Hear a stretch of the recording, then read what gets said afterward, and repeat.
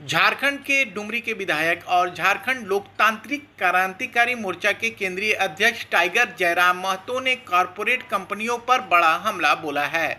उन्होंने टाटा, बीसीसीएल और सेल जैसी कंपनियों की तुलना ईस्ट इंडिया कंपनी से करते हुए कहा कि आज भी झारखंड में वही शोषण जारी है। जमशेदपुर के बिष्टुपुर स्थित माइकल जॉन सभागार में आयोजित जेएलकेएम के कार्यकर्ता सम्मेलन में विधायक जयराम महतो ने कहा कि कॉरपोरेट कंपनियां यहां के स्थानीय लोगों का हक छीन रही है।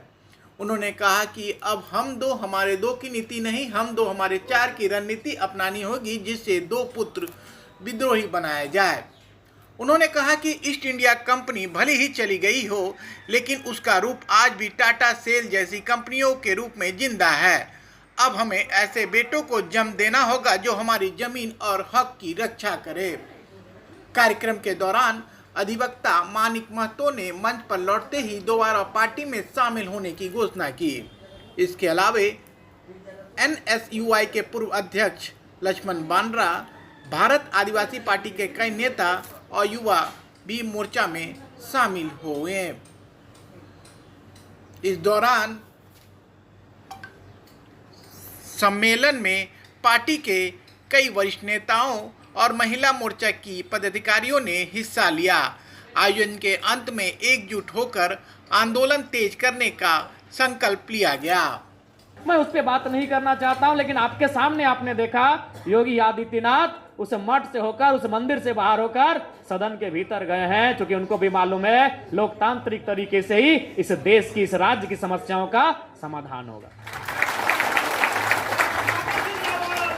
और उसके लिए आपको सत्ता में आना होगा, सत्ता में आना होगा, क्योंकि निसंदेह आज आप देख रहे हैं अकेला विधायक हैं, आवाज तो हमेशा रखते हैं, समस्याओं को तो हमेशा उठाते हैं, लेकिन उसके बाद भी कहीं कहीं अनसुनी होती है, कहीं कहीं कठिनाई होती है, क्योंकि जिनके पास मेजोरिटी है, जिनके पास सरकार है, जिनके पास सत्ता है, वो तय करते हैं कि इस राज्य के लिए पॉलिसी क्या होंगी। इसलिए इस राज्य को अगर बदलना है, मैंने बार बार कहा, तो राजनीति को बदलना होगा, सत्ता को बदलना होगा, सत्ता में आना होगा, और सत्ता में अगर आपको आना होगा तो आपको नेता बनाना होगा। और नेता मां के गर्भ से जन्म लेकर नहीं आते हैं, नेता हालात तय करते हैं, नेता परिस्थितियां तय करते हैं, नेता जन आंदोलन तय करते हैं। नेता जब वो हालात से लड़ते हैं, परिस्थितियों से लड़ते हैं, लोगों के लिए लड़ते हैं, तब कोई नौजवान, तब कोई बहान एक नेतृत्व के रूप में उभार लेने का काम करते हैं। तो हमें सत्ता में अगर आना है तो उसके लिए झारखंड में तो कम से कम 40 से ज्यादा नेता तैयार करने होंगे, तभी सत्ता में हम लोग आ सकते हैं। अब सवाल है कि नेता कहां से तैयार होंगे। ये तो आईएएस आईपीएस का कंपटीशन नहीं है कि हम किताबों को पढ़ेंगे। हम 6-6 महीना, साल भर, 1.5 साल, 2 साल तैयारी करेंगे। हम दिल्ली में, हम पटना में, हम कोटा राजस्थान में जाकर तैयारी करेंगे। ये आईएएस आईपीएस की तो तैयारी नहीं है, ये यूपीएससी की तैयारी नहीं है, ये नेता बनने की तैयारी है।